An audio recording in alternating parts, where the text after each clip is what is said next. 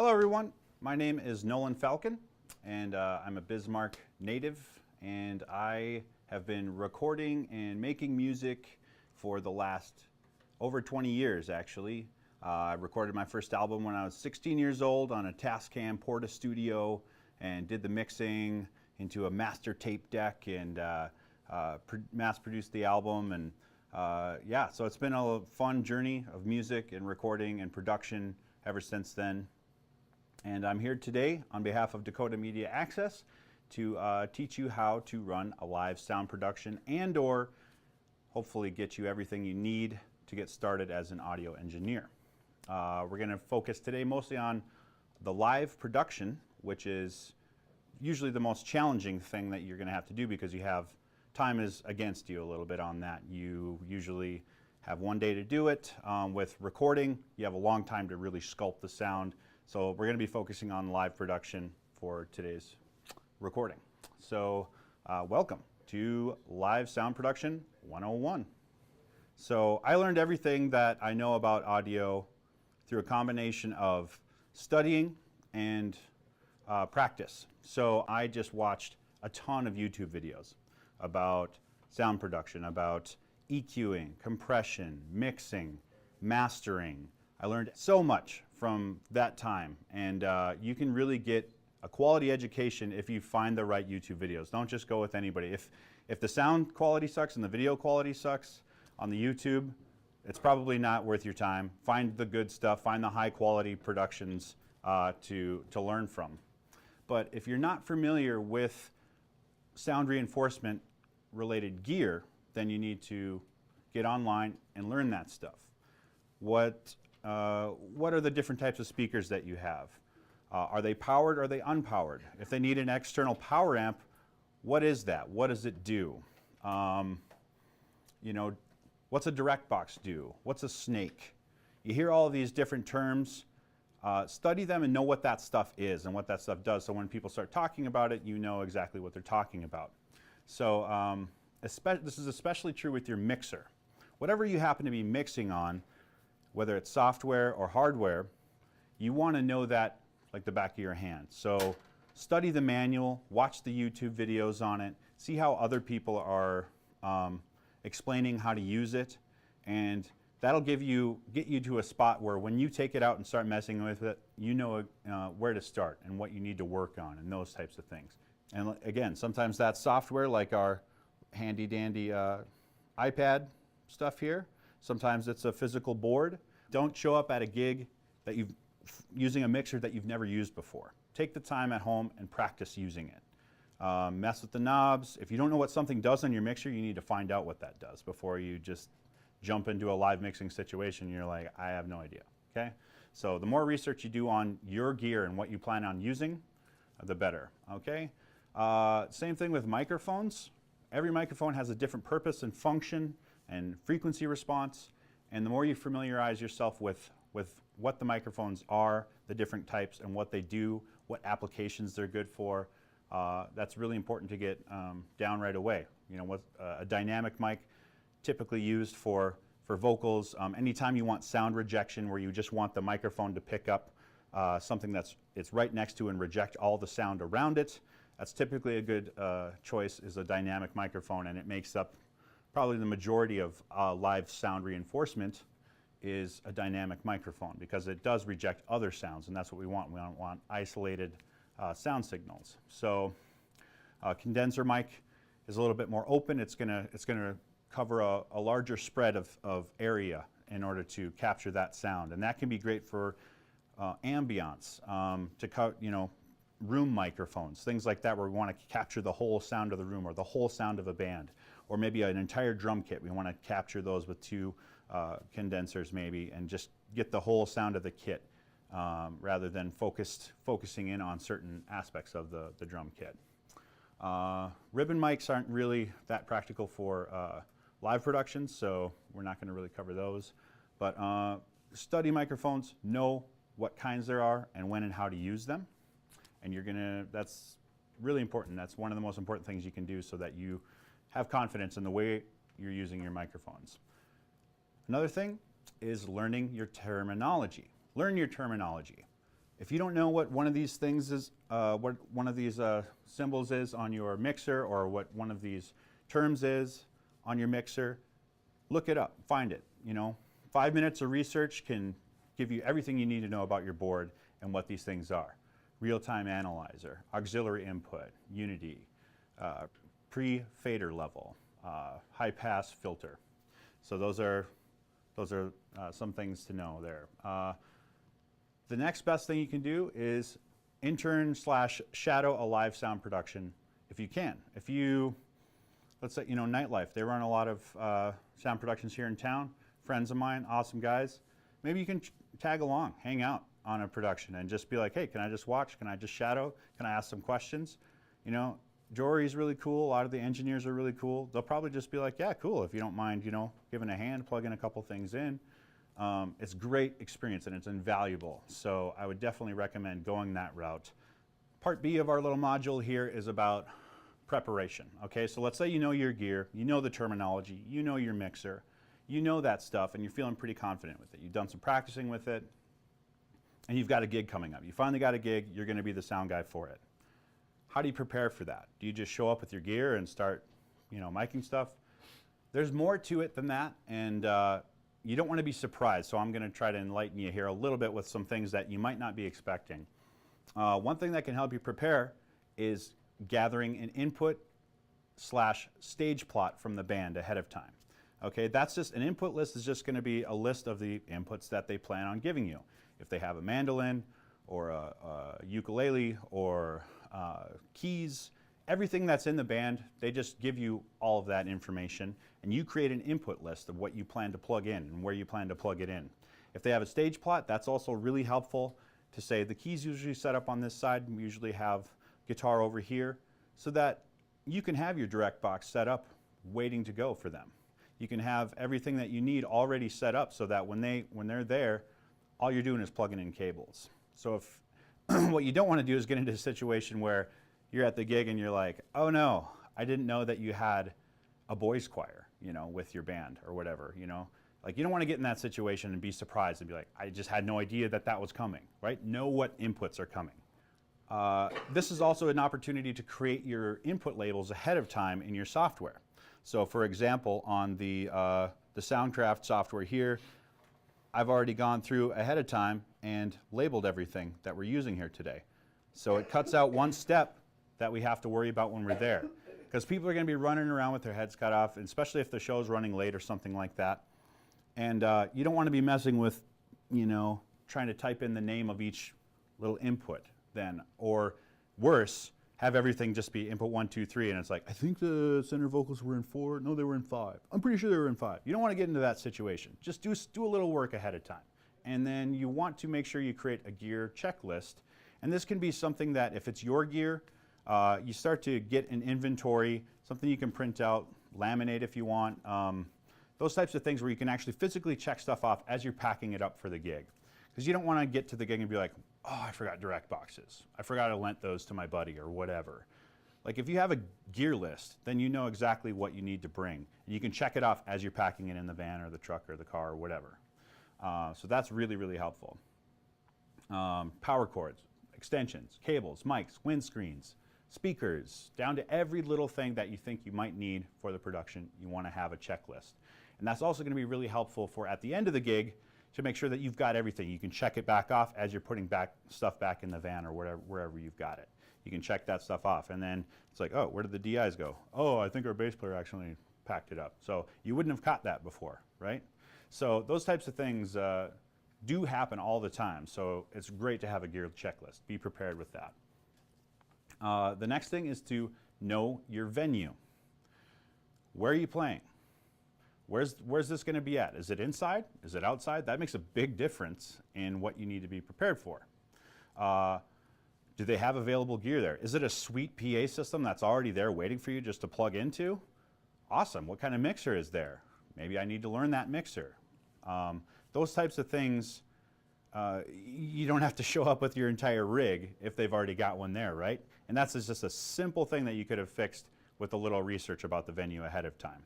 So we've definitely done that before in the bands I've been in, where we show up with all of our gear, start hauling it in, and it's like, oh, they have a PA system here that we can just plug into. That's awesome. So that can really be a time saver. But yeah, and the same thing with the venue.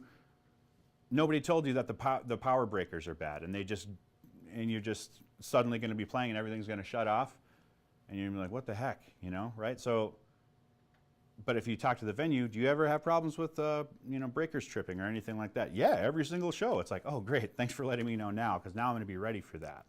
So that's really important to do, to know your venue inside and out, every little thing that you might need. What time do they expect you to be there? Is there going to be somebody there to let you in? What time do they expect you to leave?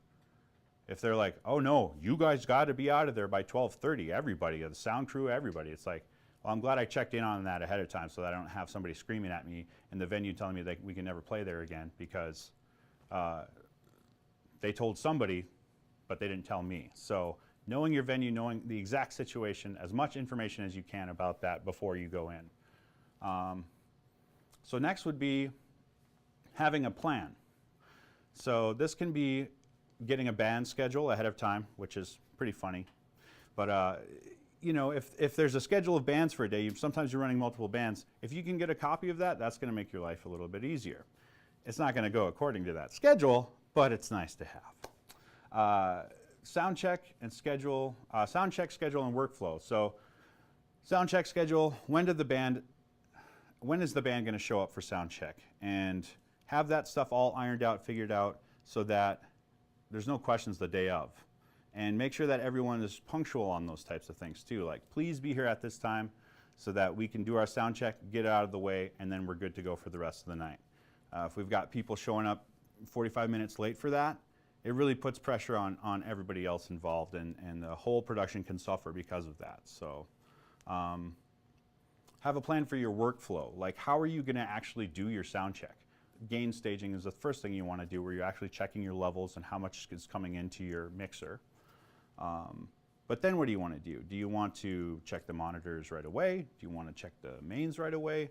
Do you want to start adding EQ to stuff? Do you want to start tweaking the compression right away? If you have a game plan of how you want to do that, whatever works for you, as long as it all gets done, it doesn't really matter to me or to anyone when you actually do this stuff. It's just that it makes sense to you and you have a plan going in, so that you're not spending 2 hours working on flute reverb when we haven't checked the drums yet, you know? At least that happens to me anyways. I just kind of get lost in my own little world, and it's like, oh my gosh, I haven't checked the main stuff that we need to actually be focusing on. Next would be to gather necessary contact information. So that's another one that's easy to overlook. It's like you get to the day gig and you're like, shoot, I actually don't have that band's contact information and they're not here.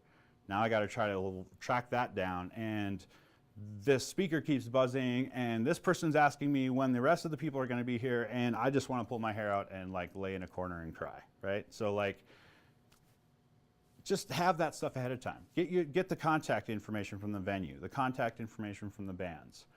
If there's an MC, get their contact information. Have all that stuff ready ahead of time. It's going to save you stress the day of the gig. You can honestly never be too organized. And this is sort of a different aspect of this, and related to what I was talking to you before, is that if you've never mixed sound before and you're just going to jump right in, you might be in for some surprises and find it very difficult, okay? So one great way that you can practice mixing is with a DAW, a digital audio workstation. That can be Logic, ProTools, Adobe Audition, Cubase, you name it, you've probably heard of it. If you can practice mixing on that, you can learn a lot about the art of sound mixing.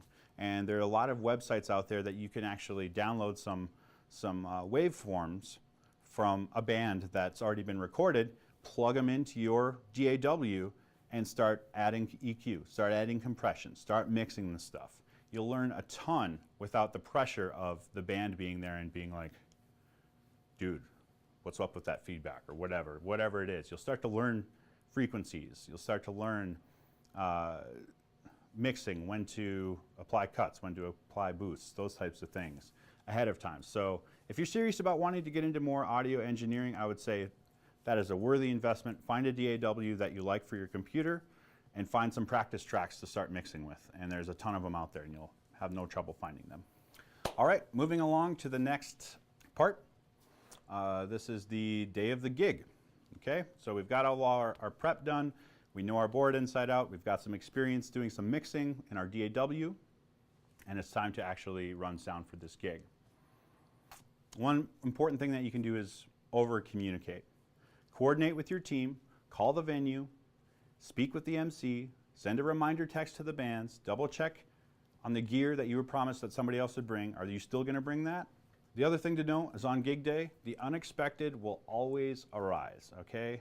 The band's going to be late, gear is going to fail, someone's actually going to accidentally press a button and you're not going to know why this thing doesn't work. The speaker's going to hum, and Bill, who's the guy at the venue, nobody told him anything. And he's going to be like, I didn't know you guys were even coming. And actually, there's another band that's coming in, right? So it's like, over-communicate. Just, it may seem silly, like I just talked to the band a week ago, like what could possibly change? A million things could change, and they forgot to tell you, which is the most important person to tell about these types of things. Okay, so make sure that on the gig day, you're up bright and early, making sure that everybody knows when to be and where to be, okay? And the earlier you start, obviously the more time you're gonna have to deal with the unexpected. So start early. Calculate the time you think it's gonna take to get everything set up and sound checked, and double that time. If you can afford yourself the luxury of being able to set up early, let's say, let's do a noon setup, sound check by 2 or 3 o'clock, and then we've got, you know, between 3 and 7 for chill time, you know? Everything's already set, I'm gonna go shower, grab some dinner, do all that kind of stuff. You're just really doing yourself a favor to get yourself in a cool headspace when you're ready to start mixing, and so you're better able to deal with problems. What you don't want to do is be trying to figure out the hum on that speaker while someone's asking you where they should plug in, and somebody else is wondering when this other band's going to show up, and people are like talking to you from multiple angles. You want to avoid that and be ready for that as best as you can, and that means working ahead as much as you can. It also gives your ears a rest. Okay, so you're spending all that time sound check, this and that, you know, feedback and humming, and somebody forgot that their amp was on and they shut it off, or they unplugged their bass and they weren't supposed to, and those types of things, you know, can do a lot of like fatigue to your ears, basically. If you don't have that time, like that palate cleanser for your ears to be able to just chill and reset, it's going to make mixing that much harder. So that extra time can also give your ears time to rest, and that's a real thing. Ear fatigue is something that definitely is a very real problem, especially in the world of sound recording, where the longer you spend on something, you start to lose the forest for the trees. You're just spending, you know, 3 hours on that kick drum, and it still doesn't sound right, and then you're like, oh my gosh, 3 hours. Okay, yeah, that's a poor use of time management, and at some point you just stop hearing the forest for the trees. Okay, so there's going to be chaotic situations that come up. The band's going to be goofing around. It's up to you to take control of the situation and say, all right, everybody, this is what I need from you, and know what you need for them. Okay, you need everybody's attention, you need everybody to be quiet, you need someone to stop noodling on the saxophone or whatever it is, and just listen and wait for their time to actually check their instrument. We don't want people running off to grab a burger, running off to go to the bathroom and stuff where you're just like, you know what I mean? So you want to have everybody there and attentive and ready. I know it's kind of boring. It's not fun to sit there and wait for your time to check, but it really makes everything go smoother when you are there. Be efficient. Follow your plan and skip steps if you need to and come back to them later. What you don't want to be doing is standing around and waiting for so-and-so to get back from the bathroom or Hardee's or wherever they went, right? Just keep moving. Keep doing stuff. If so-and-so is not back, let's start working on the compression for the kick drum. Those types of things. Just be efficient. Make sure you're constantly moving and doing something to progress everything. So once you're all set up with the sound check, plan for the band to do 2 or 3 of their songs in order to get some mixing time in. And that's where you're going to focus a little bit more on the EQ, compression, sound level, effects, those types of things, in that order probably. You want to get to a point where everything is good to go, and all you got to do is move a fader every now and again when it's showtime. That's a great spot to be in. And again, most shows are not that way. Most shows are the band rolls in, they're supposed to start 5 minutes ago, they're setting up as fast as they can, and it's go time, and you've got to mix on the fly. So it's, that's where there's no substitute for experience in that situation. If you're thrust into a situation like that, God bless you, I hope you survive it. But anyways, yeah, the other thing is to stay calm. Okay, problems are going to arise, and being filled with rage never helps. Trust me, I've been there. I've been extremely upset and meltdown level, and I want to scream at everybody, and I start to get in a bad headspace. That translates into the band. They're like, oh, well, he's a jerk, and then all of a sudden everyone's playing mad and nobody's having fun, and like, as a sound person, you have that responsibility to keep everybody's spirits up, and you don't think that that matters. But if you're in a bad mood and you have a bad attitude and you're stressing, that's going to rub off on everybody. And they're not going to enjoy their experience as much. And the audience isn't going to enjoy their experience as much. And that can come down to you. So it's really important to stay on top of your mood, stay on top of it, handle everything, calm, cool, collected. Just smile, breathe, reassess your situation, and problem solve logically.